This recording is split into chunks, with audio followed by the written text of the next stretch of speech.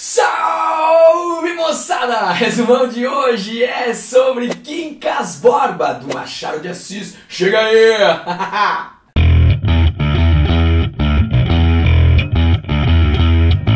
Vamos lá então, a ficha técnica do livro. Trata-se de um romance, uma narrativa longa, certo? A escola literária a qual pertence o livro de Machado de Assis é o realismo. O narrador é um narrador em terceira pessoa, onisciente, que sonda a mente das personagens. O espaço começa a história em Minas Gerais, em Barbacena, mas grande parte, a maior parte dela se dá no Rio de Janeiro, na corte. E o tempo pressupõe-se ali que é a segunda metade do século XIX, a contemporaneidade ao Machado de Assis. É legal lembrar que esse livro ele é publicado em folhetins entre os anos de 1886 e 1891. E só em 1892 é que o Machado de Assis reúne todos os capítulos que foram publicados em folhetim, nos jornais, num livro, num volume único, beleza? Tá, vamos à história, ao resumo do enredo. O livro começa em media res, que termo em media res, no meio do caminho, no meio da narrativa. Você tem o Rubião, que é um cara rico, né? E que tá olhando pela janela do seu casarão no Rio de Janeiro, na corte, e lembrando de como ele passou de professor humilde a capitalista, a um homem rico. Tá? Essa é a primeira cena, e daí ele vai recordar de como ele chegou até ali. Muito bem, você vai então ter acesso ao passado do Rubião e a sua relação com o Quincas Borba. O Quincas Borba é um filósofo ateu que ficou muito rico, recebeu uma herança, personagem que já apareceu em outro livro anterior do Machado de Assis, Memórias Póstumas de Brás Cubas. Alguns dizem inclusive, Quincas Borba é uma espécie de continuação de Memórias Póstumas. Não é bem isso, mas vamos lá, segue, depois eu vou falar sobre isso no final. Então, esse filósofo rico, né, que herda essa fortuna, ele morava no Rio de Janeiro, depois volta para Barbacena, quando recebe essa herança, em Minas Gerais, e ele vai se aproximar, o filósofo, de uma mulher chamada Maria da Piedade. Maria da Piedade, que é irmã do Rubião. Esse cara que tá lá no começo, lá da narrativa, ricão já.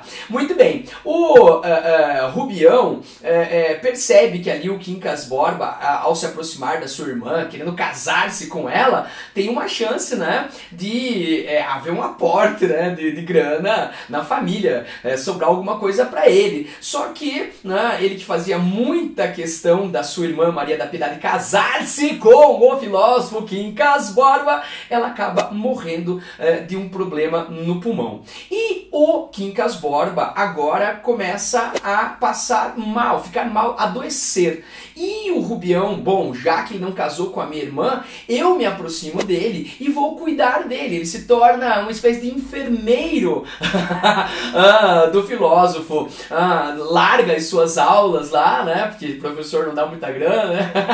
E ele começa a cuidar pensando, né, interesseiramente em, de repente, com uma provável herança, né, ele receber um bocado, uma parte dela. Muito bem, o Quincas Borba também tem um cachorro, e ele deu ao cachorro também o nome de Quincas Borba. Tem a ver com a sua filosofia do humanitismo, das coisas continuarem umas nas outras, o princípio eterno da vida. E o Rubião acha que esse Quincas Borba, esse cachorro, é um empecilho, é um rival na sua atenção, na atenção do filósofo, né? Ora, ele presta atenção mais no cachorro do que no seu enfermeiro e amigo Rubião. Muito bem, o princípio do humanitismo é exatamente esse, né? Que eu tenho até estampado aqui na minha camiseta, né, cara? Humanitas é o princípio da vida.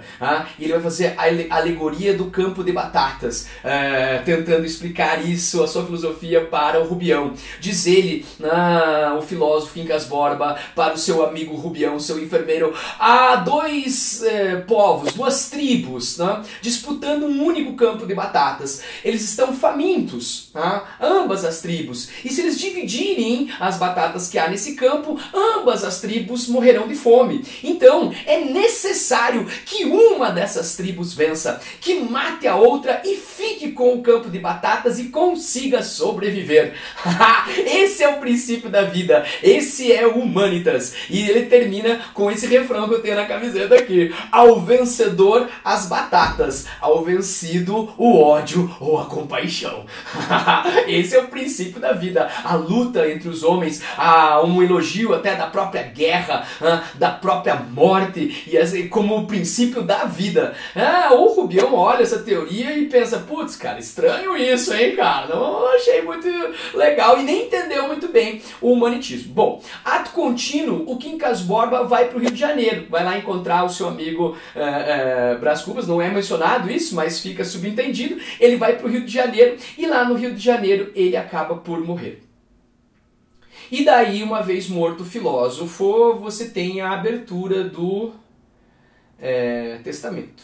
E daí acontece que o Rubião é o herdeiro universal da herança do cara, velho. Não só um pouquinho, como toda a fortuna foi herdada por Rubião, com uma condição. Qual a condição? De que ele cuidasse do cachorro Quincas Borba como se fosse o próprio filósofo, tá certo? Ele que já tinha meio que dado o cachorro lá para uma comadre dele lá, ele vai correndo atrás do Quincas Borba. Ele que não gostava do cachorro começa a abraçar, beijar, levar lambidas na cara e tudo mais. Então essa é a condição e esse é o começo da história do Rubião, agora milionário. E daí o que acontece? O cara agora tá nadando na grana, né, velho? E você acha que ele vai querer gastar esse dinheiro, essa fortuna que ele herdou lá em Barbacena, Minas Gerais, ou ir pra corte, pro império, pro centro da festa, da balada, do agito, hein, cara?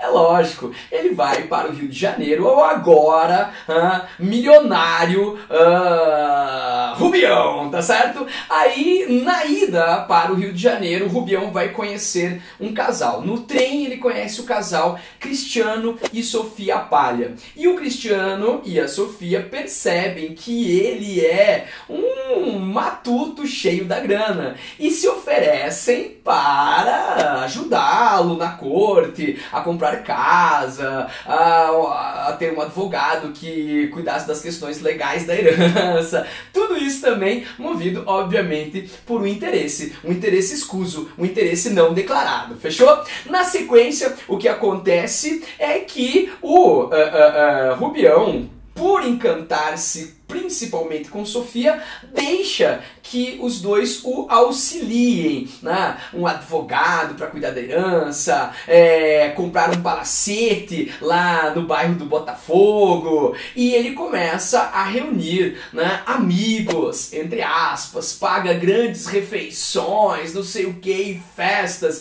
Ele é um perdulário, gasta grana doido, cara, à vontade. E ele está cada vez mais afeiçoado a Sofia Palha. E ele vai se apaixonar por ela. Um dia a Sofia vai lá e manda uma caixinha com morangos para ele, com um bilhetinho: venha jantar aqui conosco. E ele pensa que aí há um certo interesse dela, uma mensagem cifrada, que ela também estaria apaixonada por ele. Ledo engano. Mas ele, assim pensando, ele vai à noite jantar lá na casa dos Palha, e ele se declara para a Sofia. E se declara primeiro de uma maneira bem sutil, romanesca. Olhe para as estrelas, lembre de mim. E de repente, quando ela sente, né, aquilo de forma estranha, ele pega na mão dela e parece que quer segurá-la, quer retê-la. Que Rubião estranhão esse cara. O que a Sofia faz? Ela vai falar para o marido: pô, esse cara veio aqui em casa, velho, deu em cima de mim, segurou na minha mão E o que o Palha vai dizer, cara? Não, eu tenho muitos negócios com ele, tô devendo uma grana pra ele. Não se disponha com ele. Cara, olha o tipo do cara, corno elétrico, né? Você é corno, tô ligado.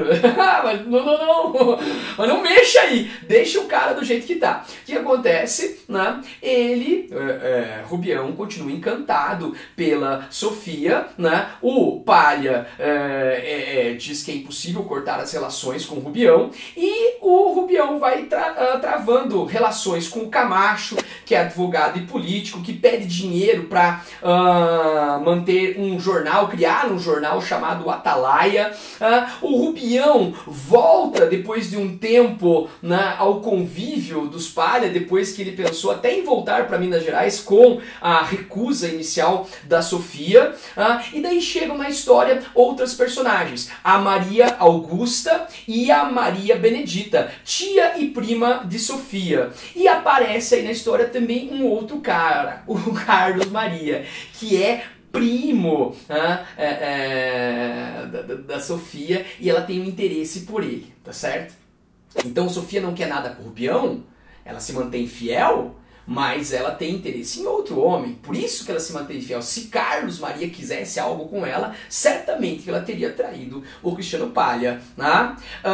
O amor não correspondido de Rubião começa a levá-lo à loucura, tá certo? E Sofia e Cristiano, né, vão ter a função de ficar com a Maria Benedita, porque morreu a tia, né? E eles pensam em casar a Maria Benedita com o Rubião. Olha que legal, cara, ele vai estar com a grana aqui dentro da família. Mas na verdade a Maria Benedita acaba casando com o Carlos Maria, o que deixa, né, a Sofia muito frustrada, coisa que ela nunca demonstra. Aquela dissimulação feminina machadiana. Mas Carlos Maria casa-se com Maria Benedita. E daí o que acontece? O Rubião vai começar a ficar cada vez mais com complexo de grandeza, e ele começa a dar sinais de loucura, tá certo? Loucura.